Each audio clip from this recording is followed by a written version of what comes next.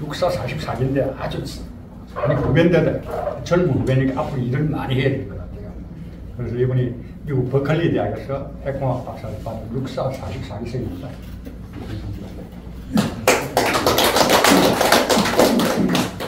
예, 방금 소개받은 천명입니다. 저는 육사 44기 1988년도죠. 인관에서 첫 소대장을 명호부대 수기사, 지금은 돌아가셨지만 이연부 장군님 계실 때 그때 이제 첫 소대장 생활을 수기사에서 했습니다.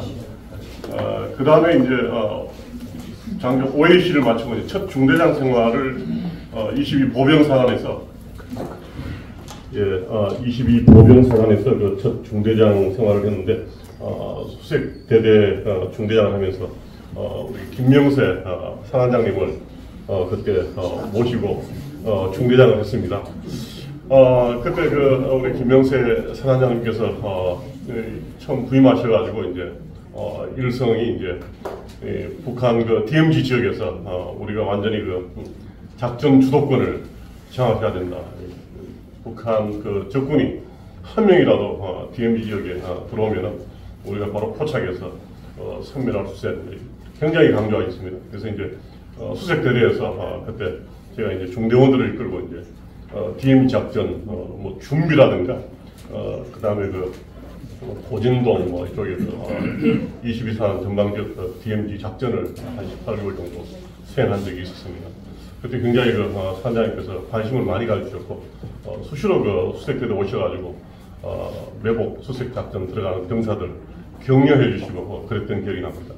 또 한 가지는 이제 그 당시에 이제 고성 그 다음에 속초 시민들을 대상으로 해서 이제 우리 군의 또 용맹성을 보여주기 위해서 특공 무술을 여러 번 우리 사단장과 같이 시범 보여준 적이 있었는데 그때도 이제 속초 국민 시민들 고성 군민들 안심하고 생업에 종사하시라고 굉장히 우리 22사단 용맹한 그런 모습들을 이렇게 보여줬던 그런 기억이 납니다. 그리고 이제 제가 석사학위 이제 육군에서 이제 석사학위 선발이 돼서 이제 간다고 인사를 드리러 사령부에 갔습니다. 그때까지 사실 육군 대위가 전출을 간다고 사단장님께 직접 신고할 일이 없었습니다. 그냥 대대장 혹은 참모장 선에서 이제 신고하고 갔었는데 그때 이제 사단장님께서 직접 저를 신고 받으시고 석사하러 이제 간다고 이제 잘 다녀오라고 이제 격려금까지 주셨던 게 기억납니다. 그 격려로 굉장히 공부 열심히 하고 잘 맞춰왔습니다. 감사합니다. 오늘 거의 한 5년 만에 뵙는데 여전히 정정하시고 건강하시고 또 사모님 같이 오셔가지고 너무 기쁘고 반갑습니다. 저는 이제 유 기자님 여러 가지 이제 많은 말씀을 해주셨는데 오랫동안 또 이제 우리 유 기자님하고 이런 부분에 있어서 계속 교류해 왔고 크게 의견 차이가 크게 나진 않습니다.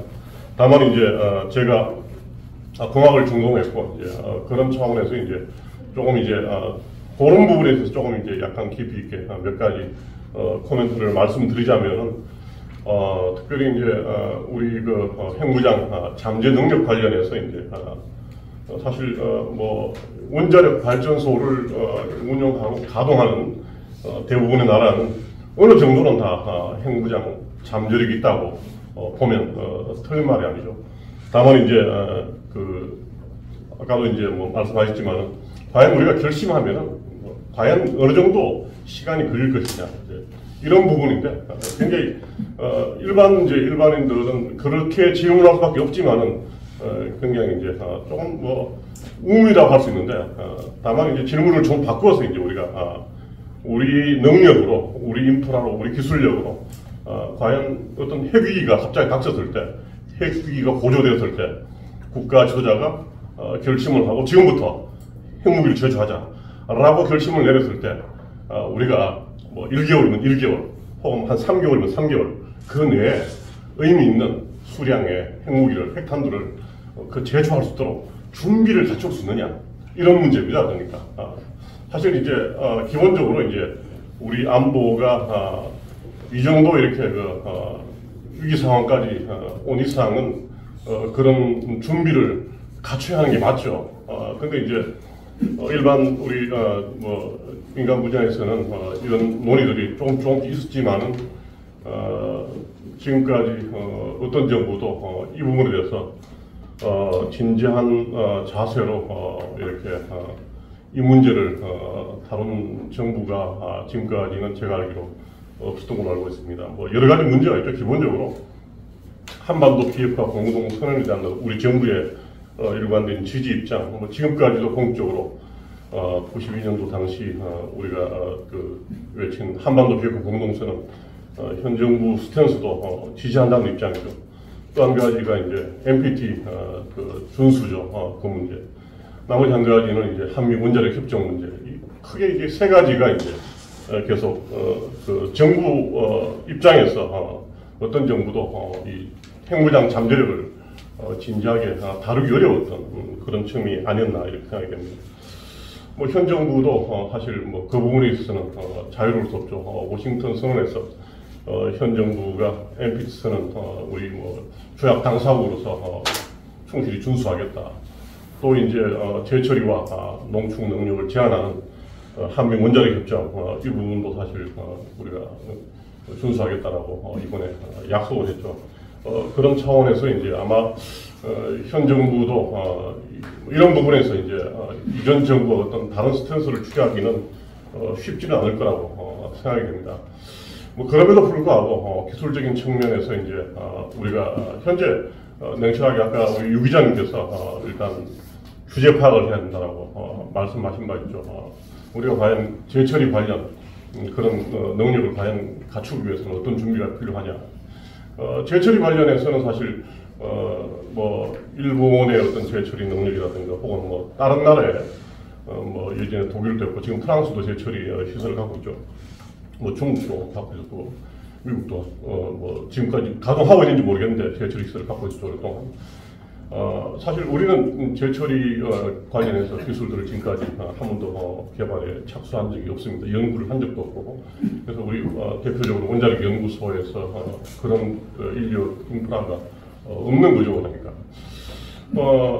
대신에 이제 파이로 프로세싱이라 그래가지고 이제 조금 이제 다른 형태인데 뭐 재활용이라고 얘기를 하고 있는데 재활용 기술을 한 90년대 후반부터 원자력 연구소에서 조금 개발한 적은 있습니다. 조금 이제 다른 방식인데 제철이가 플루토늄만을 선별적으로 추출해내는 그런 기술이라면 재활용 파이로 프로세싱이라고 부르는 이 재활용 기술은 이제 플루토늄만 별도로 추출하는 기술이 아니고 플루토늄, 뭐 우라늄, 기타 초우라늄 원소 이걸 다 그냥 믹스된 혼합된 상태로 추출해내는 그런 기술입니다. 이걸 이제 추출해가지고 이걸 이제 우리 미래의 새로운 타입의 어떤 원자로의 핵연료로 사용하겠다. 이런 개념으로 이제 이걸 우리가 연구해 왔었는데 그런 차원에서 본다면은 우리가 이 플루토늄만을 별도로 추출하는 그런 기술을 이렇게 뭐 갖고 있지 않다라고 봐야 되죠.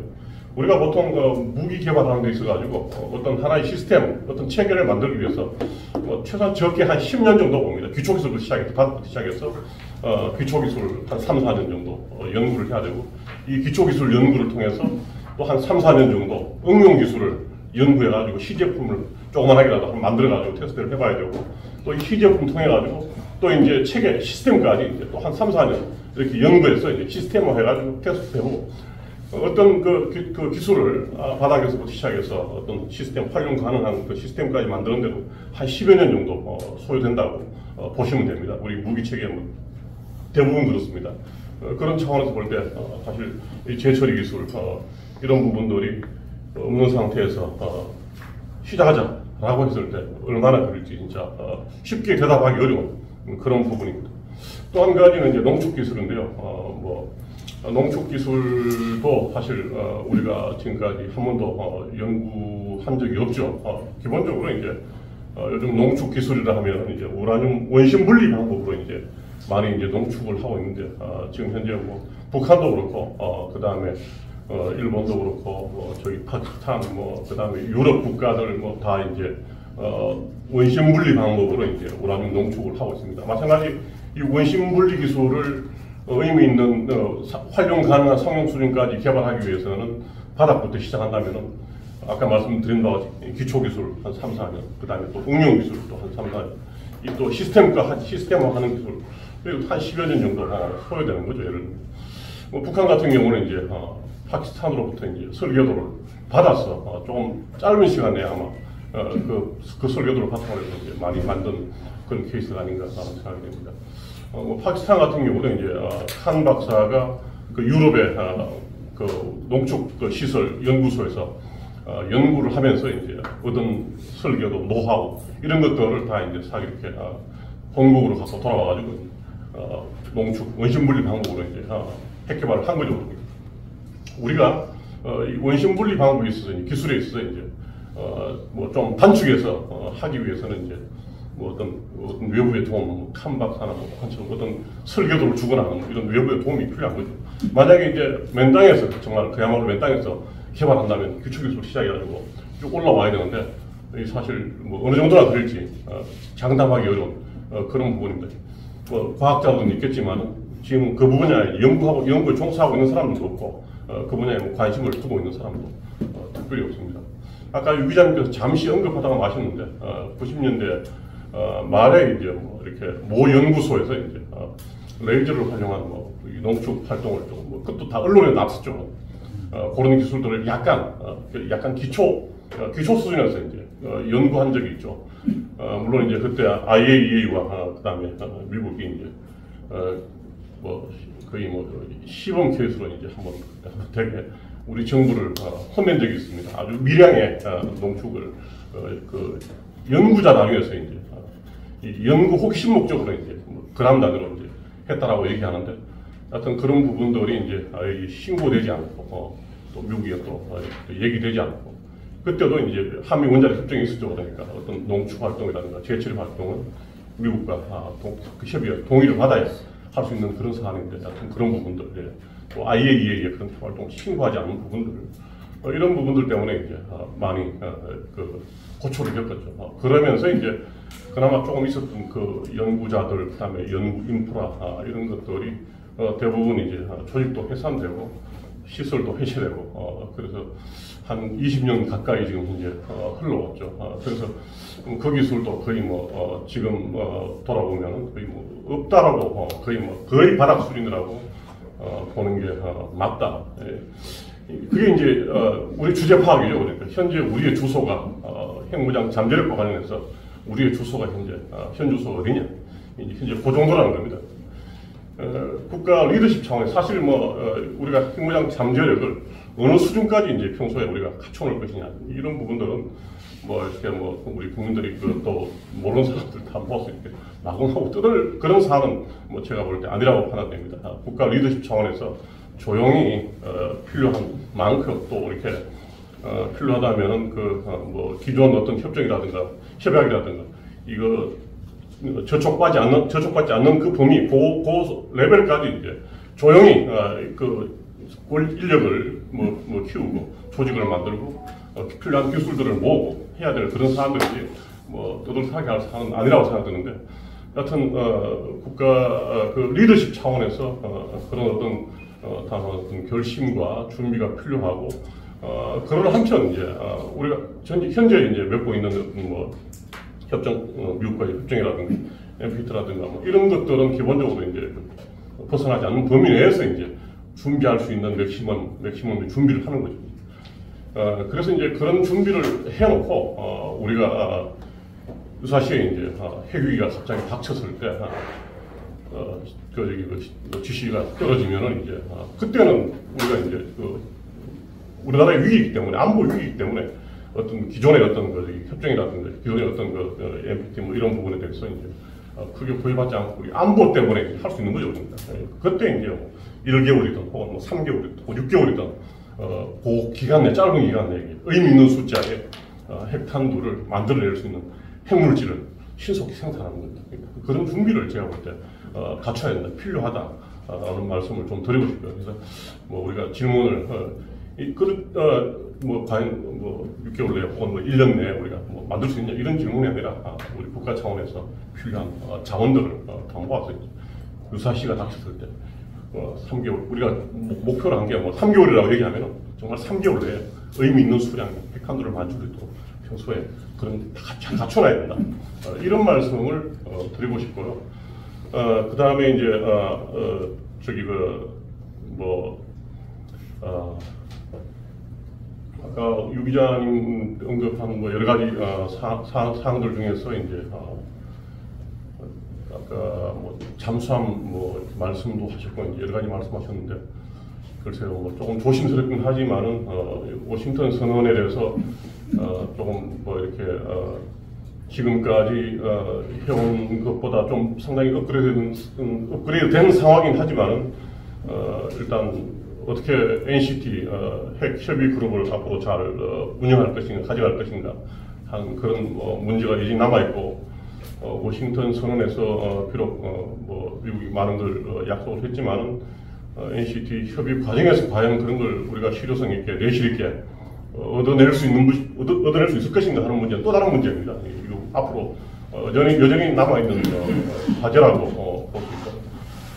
그 다음에 이제 뭐 한 가지가 이제 결국은 미국의 핵 확장 억제가 이제 사실 잘 작동하기 위해서는 이제 그런 것들이 모두 이제 전략사 수준의 어떤 핵 작전 계획부터 시작해서 이제 또뭐 태평양사로 이어지는 인태 지역의 어떤 그 작전 계획이 반영되고 또 우리 한반도 전투 자켓 501호 이 또 자켓 501호의 부록으로 또 이런 핵 작전 계획들이 반영되고 이 반영된 작전 계획을 바탕으로 해서 이제 연례적으로 또 이제 한미가 그런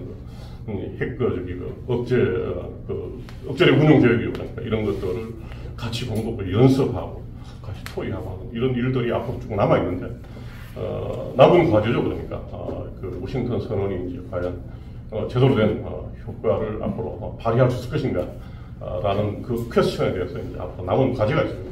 물론 뭐 정부 당국자의 몫인데 또 우리 또 국민적 뭐 여론도 중요하니까 계속 지켜보면서 그런 부분들을 이렇게 좀 계속 언론도 그렇고 여론 그 주도청에서도 그렇고 짚어나가는 그런 역할이 있지 않나 이렇게 생각합니다. 여기까지 마치겠습니다.